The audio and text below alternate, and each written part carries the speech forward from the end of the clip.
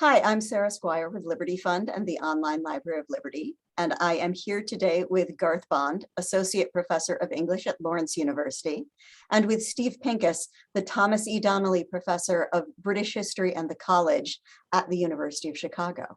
And I was saying earlier that it has probably been about 25 years since Steve and Garth and I were all in the same room. Garth and I took a class or two with Steve at the University of Chicago and attended a lot of workshop discussions together. And so this feels like getting back together for old time's sake. We are here today for the great pleasure of talking about a new book that's out, The Poet of Revolution, The Making of John Milton by Nicholas McDowell. Because the book is an interesting and exciting combination of the historical and the literary. It seemed to me that it was particularly well suited to an interesting discussion between an historian and an English professor. And so I called some of my favorite early modernists and asked them to come hang out for a little while and talk about Milton with me.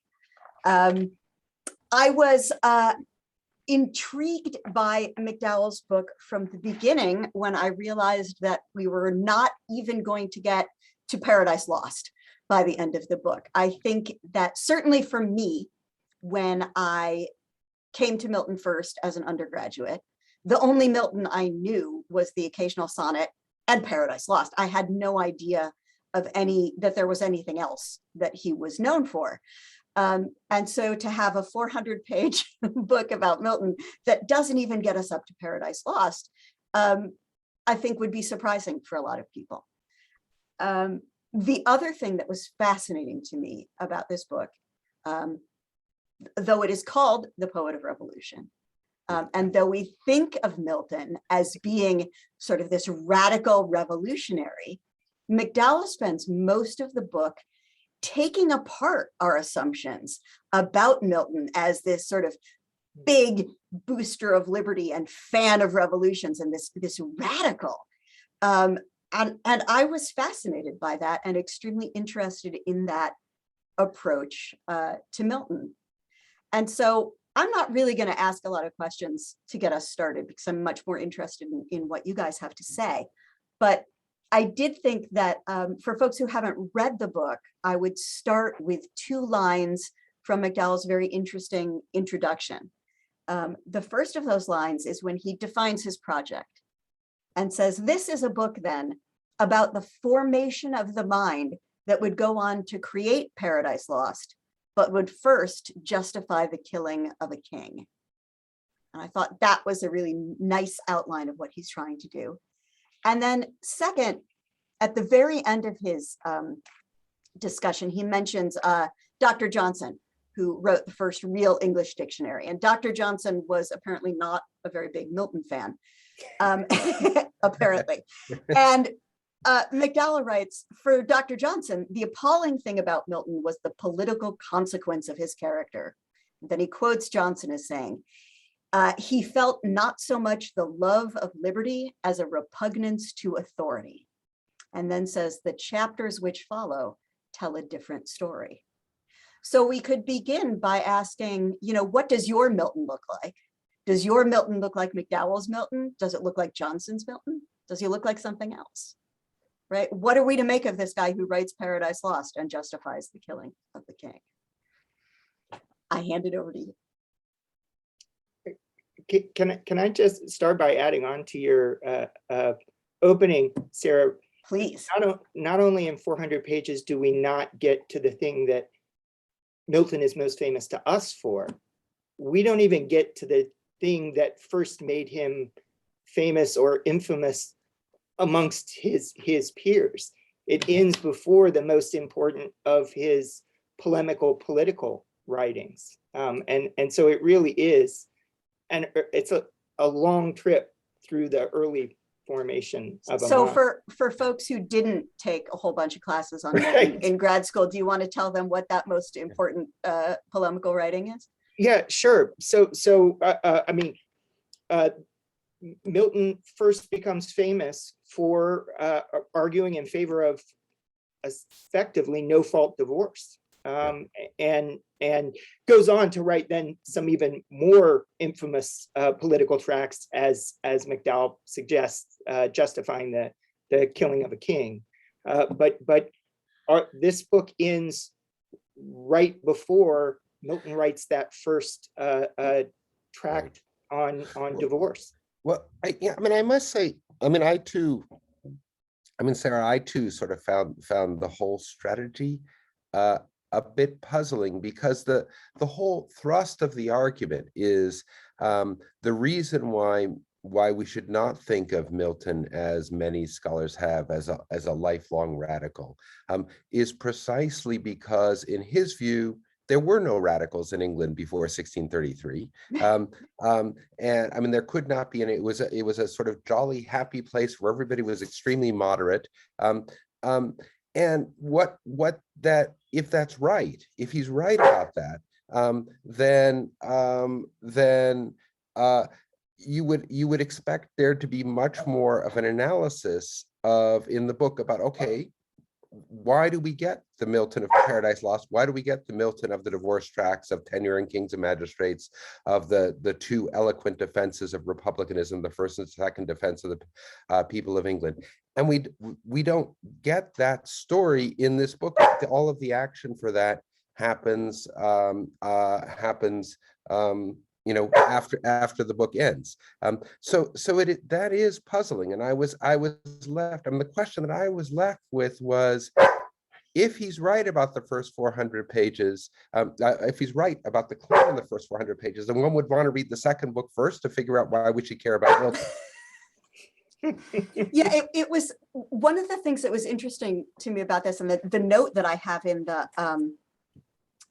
on my front page where I keep all of my sort of notes when I'm doing a discussion like this, is the book is almost less about Milton and almost more a history of humanist education, which was fascinating, yeah, I thought, and made for really great reading. Learning what Milton was reading when he was, before he was at Cambridge, and what he was reading when he was at Cambridge, and learning a lot more about the context of sort of university poetry writing and how that worked.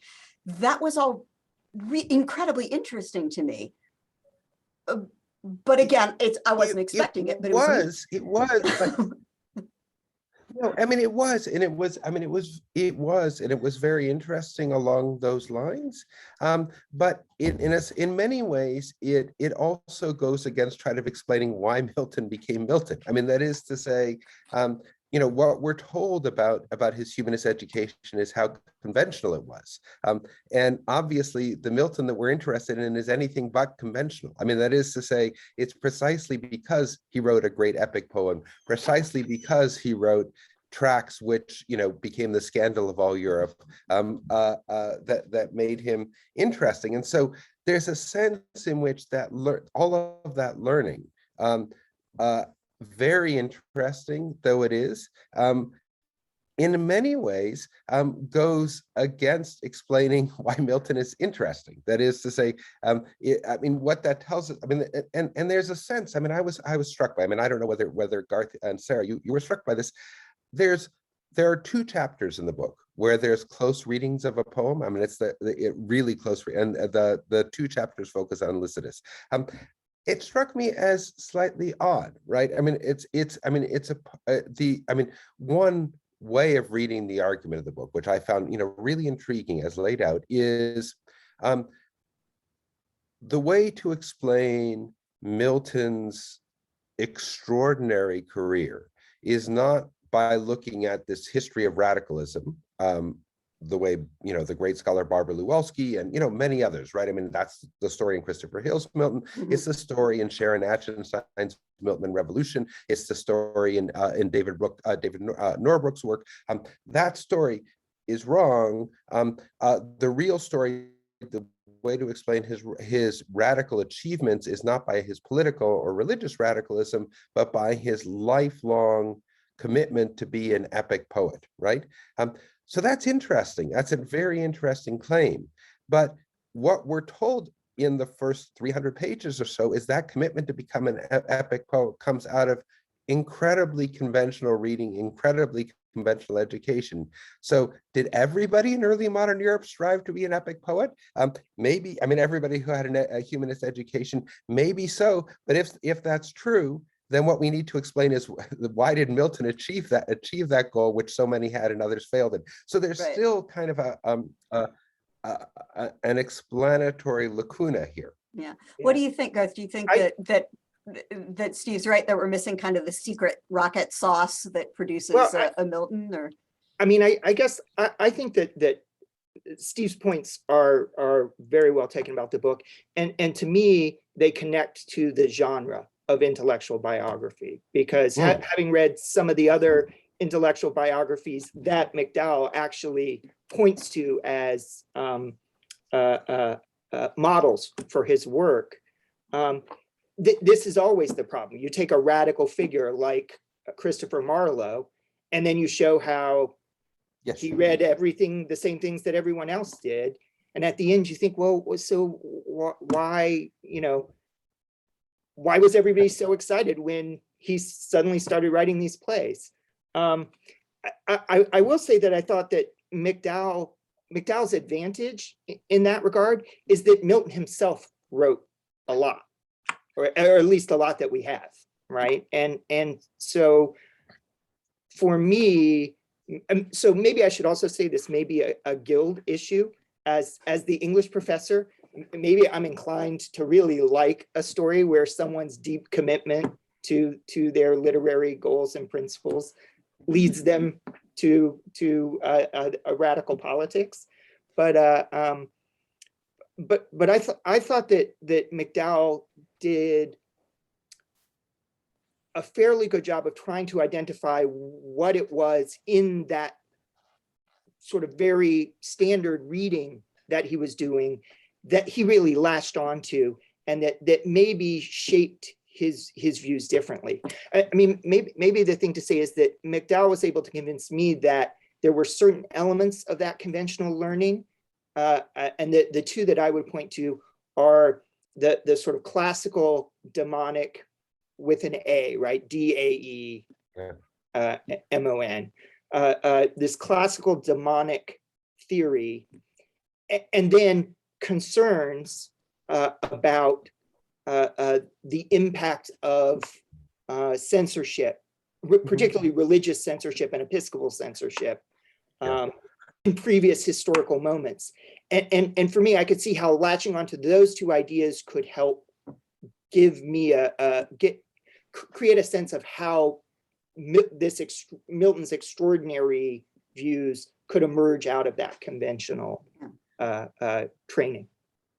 Yeah, I mean, I guess I sort of remain a skeptic, but I do want to sort of highlight something that Garth said, which I completely agree with, and that there's a problem with the whole mode of writing intellectual biography, and I think it's a problem which is very difficult to escape, because the intellectual biographer necessarily focuses on the individual, right? I mean, the subject of and in this case, latches on to the poems, the commonplace book, the various traces of what we have, his reading list, et cetera, et cetera. And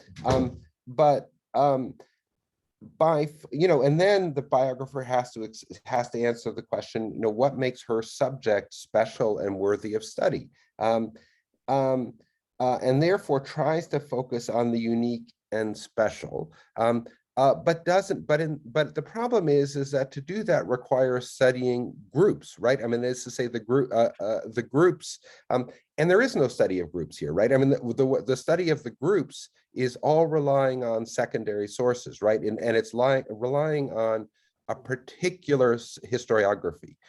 So if you don't believe that historiography, which I'm skeptical about, then you have a problem. But even if you believe that historiography, that historiography would militate against reading Milton the way Garth just suggested that you do. So you're either all in which case Milton is utterly conventional, and you're left with no Paradise Lost, or you're partially in with no kind of methodology. I mean, it strikes me that the interpretive strategy here reminds me of friends of mine who say, oh, well, there's no partisanship in the US today. Why? Because if you look at the Republic, there cannot be a Republican Party because Mitt Romney and Donald Trump don't agree on everything. And there's no Democratic Party because if you look at AOC and Joe Biden, they disagree on things. Therefore, QED, there's no partisanship. Right, and it strikes me that that's the interpretive strategy adopted here. So why do we think that Milton is not a Laudian? Because on particular issues he disagrees with Laudians. Okay, but why do we think that he's not a reformer throughout? Because he doesn't adopt some lines that some reformers take. Well, I guess I would like a more thoroughgoing analysis of the groups. What is it which defines these groups? So I think there's a problem that the intellectual biographer has, is that her subject is to dig deeply into the materials of that individual, but then to place it in the context of groups, which requires research outside of that subject. So I think that there's a kind of fundamental methodological problem that the intellectual biographer always has to face, and it's a real challenge. And I'm not sure, to my mind, it wasn't solved here. And I guess I wanted to say one thing in my wearing my own guild hat. I found the engagement with history, with early modern English history, deeply problematic. I found it deeply problematic in the sense that, Nick has read deeply in a revisionist historiography which wanted to argue that the Civil War happened by accident, that in fact there was broad consensus in England, and it was just, you name your causes, usually the ineptitude of Charles I, and if you wanted to take this as a story about that, it's the ineptitude of Charles I in appointing William Laud Archbishop of Canterbury. That's that's what gets the story going here. But it's hard for me to believe, and there's a lot of historians who argue that there simply wasn't any consensus in early Stuart England, that there were deep divisions, and certainly even if you want to focus on the rise of Arminianism as the cause, right? I mean, that's a major issue in Parliament already in the 1620s, right? And so why is it that only in the 1630s, why do we get a conventional person in the 1620s and 1630s, and only in the late 1630s do we get this transformation when there were deep divisions elsewhere? So that reading of history strikes me as deeply problematic. And there's a second sort of huge lacuna in both the history and the engagement with Milton scholarship, right? The chapter of the first chapter, the opening chapter, highlights correctly that Milton was a Londoner through and through. Yet his London is a London which is all about civic humanism. It's not the London of commerce and exchange, which is remarkable given that Milton's father obviously was a scrivener and made the money, made the money which made it possible for Milton to have the humanist education. And why do I think that that's important? Well, from the perspective of Milton studies, in part because somebody like Blair Hawksby has suggested that Milton's engagement with commerce was extremely important for understanding both his later prose and his epic poetry. I'm not a Miltonist. I don't know whether that's true. My sense is that it's certainly a plausible case that's worth being tested, and it's not tested here. And secondly, because it strikes me that Milton's engagement with commerce explains a lot of why he diverges from former fellow travelers, that his particular reading of commerce explains how he diverges in the first instance with Presbyterians in the 1640s, but also with some of his more radical friends in the 1650s. So I think that this is an important thing, that there's a lack of the materialism of the world. And just to put this in broader senses, I mean, McDowell says in the opening pages that the most important event in English history in the 17th century, and perhaps in all time, is the execution of Charles I. Well, I agree that that's a major event, but certainly many people would say the most important thing that happened in early modern England was England becoming the first capitalist nation, right? I mean, there's a reason to think that might be important, and Milton is not, he's aware. I mean, he's in, right? I mean, his own social situation made him part of that world. And there's good reason to believe by reading, what he says in a lot of his prose tracts that he was very engaged with these arguments, and that's completely absent from this book. And there's extensive economic discussion in both Paradise Lost and in Comus, and in some of the sonnets as well. That's right, absolutely. And that, Hawksby made that point. I mean, I think, yeah. So I'm sorry, go ahead, Garth. I was going to say that is an interesting and important part of the story that does seem to be missing from McDowell. I will say, from the literary side of things, I find that McDowell's readings of poems oftentimes spark on the elements of those poems that seem surprising or interesting or that jump out to me as a reader, which doesn't mean that they're not still missing things, but it does seem to me that McDowell, for me, McDowell's emphasis and ability to tie this story about the importance of at least a couple themes of Milton's training, intellectual training, together, and to really make those poems richer is a strength of the story that he's telling. And it was nice, Garth, I thought, to see the Latin verse and the manuscript verse and the verse that isn't sort of in everybody's Right. Norton Norton annotated Milton, right? To see that treated with some real seriousness. As well, there was some good discussion, I thought, of Milton's commonplace book. Yeah. And Garth, I Yes, know well, you've done a lot of work on manuscript culture and that sort of thing. Do you want to maybe talk a little bit about the discussion of commonplace book? I mean, as you say, that's something I'm really interested in, and I thought that McDowell does a pretty good job of laying out for readers some sort of sense of the way in which texts would circulate in a college community, particularly at Cambridge in Milton's case, and how that could create a sense of community. And again, I thought he did, maybe this is more just responding to my temperament than evidence of an accurate argument.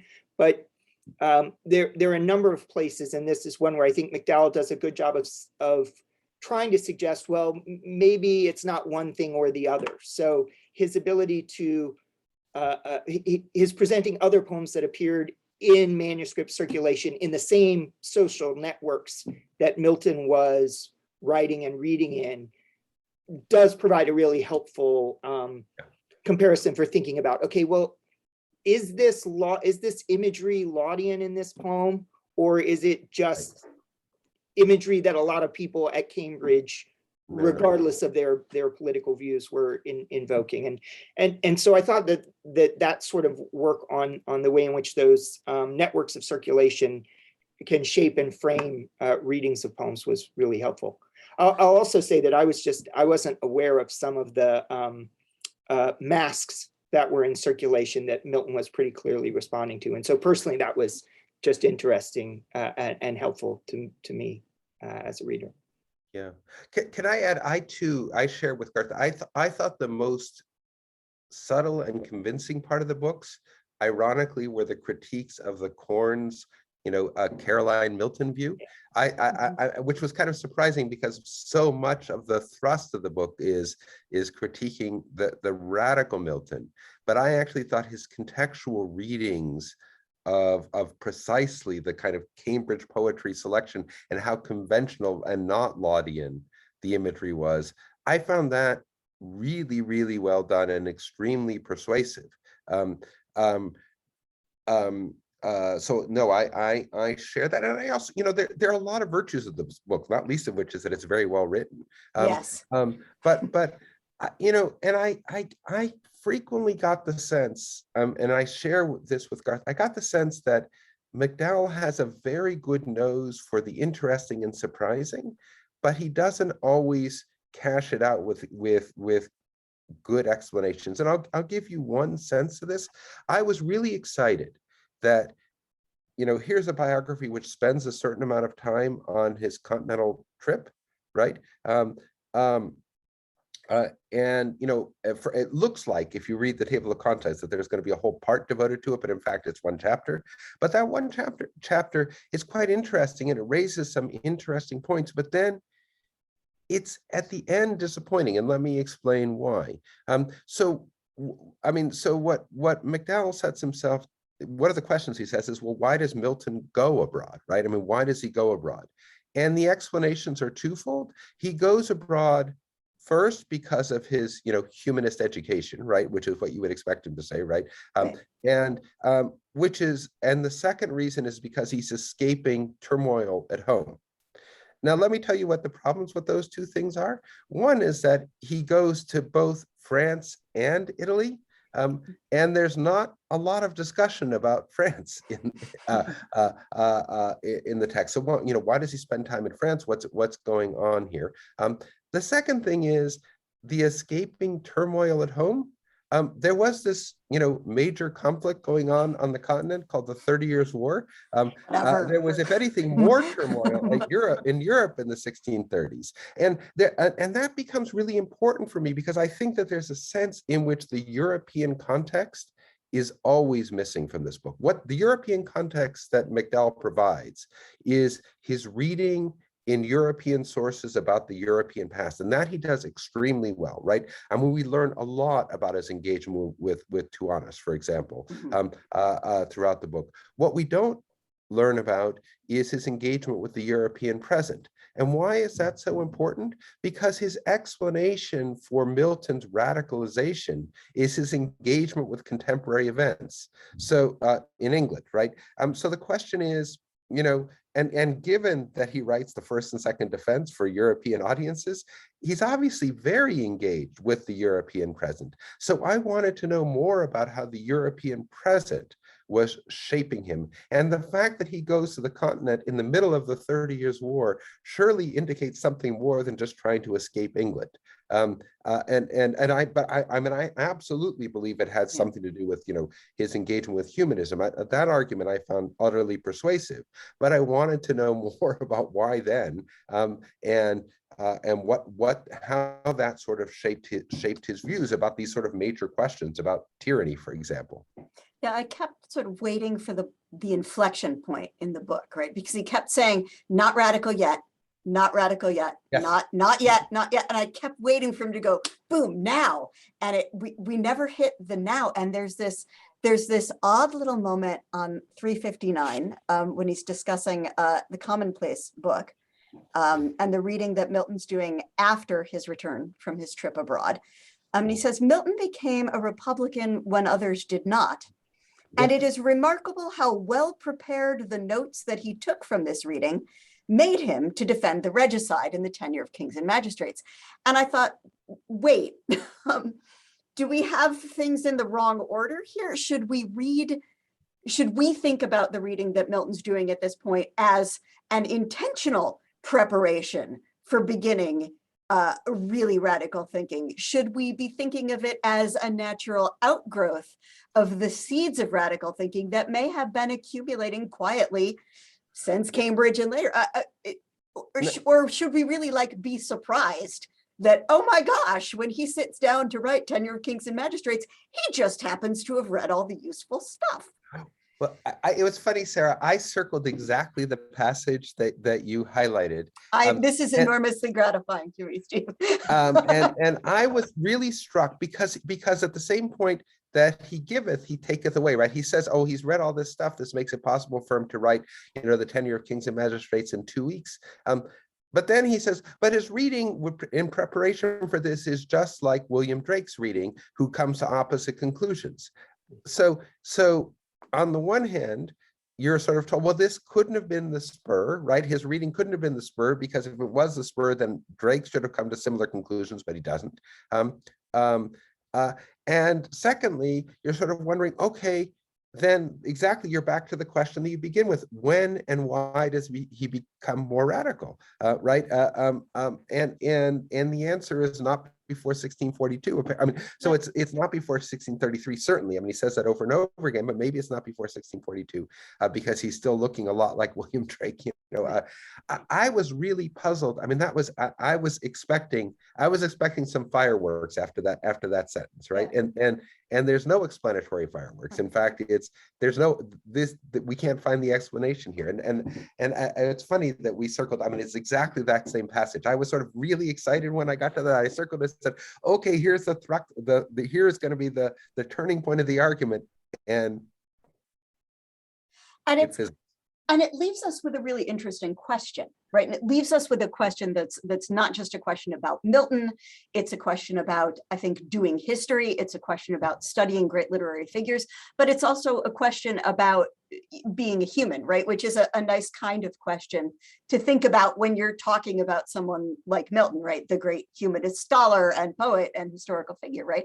And that is, how do you get radicals and how do you get revolutionaries? Where do they come from? No, absolutely. Right. And it's a mystery in this book. And since I'm wondering if you guys have theories about it that are not contained in this book, you know, how do you think Milton becomes a radical? How do you think we end up with, you know, the normally fairly organized English sort of going nuts for a solid 10 years? How do we, you know, cultures don't change fast, except when they change really, really fast, right? So how does that happen? What is the inflection point for that kind of thing? I mean, I think that this is, again, sort of coming back to the problem with intellectual biography, is that it underlines the way in which trying to look at individuals is a difficult way to answer those kinds of questions, because having read a little bit of at least some of the secondary work on William Drake, you see where McDowell's coming from. I mean, these were people who were trained similarly, who were taking similar notes, and so you know, it happens somewhere off the page, maybe. And maybe the other thing to say is that as historians or as literary critics, ultimately we have mysteries to solve, right? I'm not sure there's one answer. I mean, that's, again, as a literary person, it's probably easier for me to wallow in the mystery than it would be for a historian. But yeah, we can just enjoy it without having to solve it. Steve's got to actually solve it. Yeah, it's nice to me that we can read these texts that Milton produced and try to come up with different stories about, you know, how do we get to this path where, I mean, eventually he quite publicly, clearly became one of the most radical individuals of his time. So, I mean, my answer, I mean, yes, I mean, my answer, I mean, my view is that what historians are supposed to do is precisely solve that puzzle. Not that we do, but I think it's what we need to struggle to do. But yeah, I mean, so let me give you two levels of answer. One is that it strikes me that radical, revolutionary, reactionary, these are all relative terms. They're relative to, you know, other people, right? Which means that you need to study the relations, right? I mean, the relations with other people. And that's why, I mean, as Garth was saying, the intellectual biography mode is very difficult in analyzing radicalism, revolutionary, reactionary, whatever, because you have to think about them in terms of groups, of other groups existing at the time. And, you know, my answer to the question has a lot to do, I mean, maybe this has contemporary relevance, that the conditions of a polarized society is precisely what produces radicals, reactionaries, revolutionaries, you know, counter-revolutionaries. And it's that polarization which always exists outside of, I mean, off stage in this book. I mean, it's never quite happened. It hasn't yet been happened yet. And when it does happen, it happens for reasons which we're not being told about, right? that strikes me as the big question, that it's a sociological question that needs to be approached. And I mean, I will say, I was sitting in the Huntington Library when Kevin Sharp was doing the work on Drake. And the question that I kept on asking Kevin was exactly the opposite, right? Okay, if he's reading all this radical stuff, why does he become a conservative? And again, Kevin didn't have an answer either. I mean, it was not, I mean, it wasn't, I mean, his idea was, I just want to show, mischievously show that it's not just the reading which leads you to become a radical, which is fine. It's good. But I mean, then what does? And that's the question. And I think that is, I mean, it's a question for our time as well as for their time, right? I mean, I mean, to my mind, we're living in a polarized world. And, in a polarized world, I mean, here, I mean, in the US, but, globally in some ways. And one wants to know, obviously the origins of that polarization, but also, almost more importantly is, what are the consequences of that polarization? And it strikes me that those are the two big questions which are kind of marginalized in this story. That is to say, it's an odd book, right? I mean, it's a book where the title is Milton, Poet of Revolution, but we don't get a real sense of either what is revolutionary about Milton, because that happens in volume 2, right? Nor do we get a sense of what's revolutionary about the period, because most of what we're told about is how moderate everybody is. So there's a sense in which one needs to have those two elements. I mean, and I guess I was left thinking, I want to know what's going to happen in volume 2. So in that sense, I think the book was a success, right? I mean, it was a success in the sense that he's demonstrated a level of learning and, a level of storytelling ability that makes me want to read volume 2. But it also left me with a feeling that if I'm not convinced by volume 2, there's no reason why I want to read volume 1. I mean, ex post, right? I mean, the thing is that I mean, there are lots of good things in volume 1. I'm not saying that it's a waste of paper, but I'm saying that the reason why a non-specialist would want to read volume 1 are to explain how this phenomenally interesting figure came to be phenomenally interesting.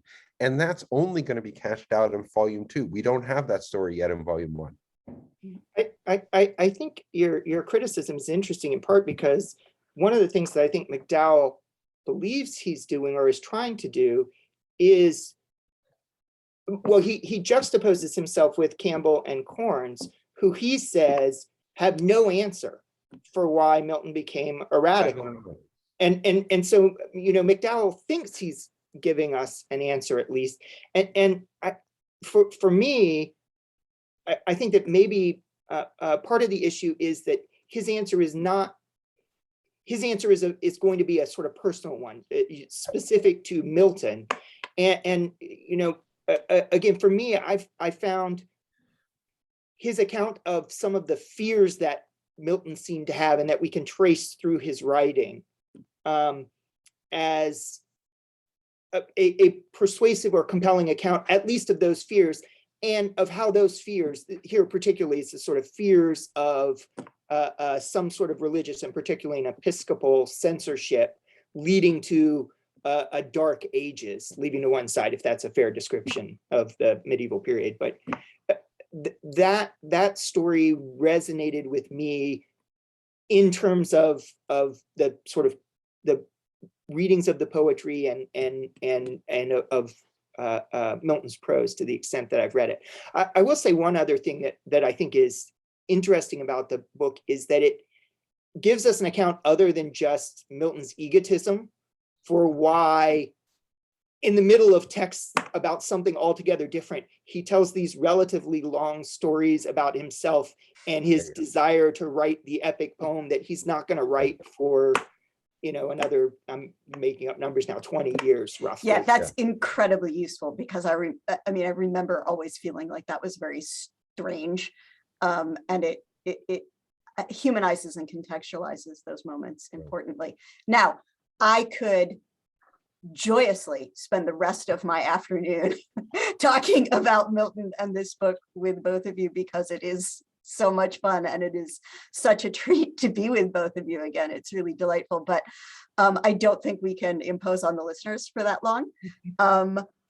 I want to remind everybody that we have been talking about Nicholas McDowell's book, Poet of Revolution, The Making of John Milton, which is out recently in hardback. And I have had Garth Bond from Lawrence University and Steve Pincus from the University of Chicago with me. And it has been an absolute delight to talk about this book, about the early Milton, the pre-Paradise Lost Milton, and the questions that it poses and the mysteries that it points us to, and that it may have left unresolved. But hopefully you will both agree to come back and talk about volume 2 with me when it comes out again, because I think we need to find out, right, what happens when the other shoe drops, and we get the big poem. So thank you very much, both, for being with me today. It's really been a pleasure. Okay, thanks so much, Sarah.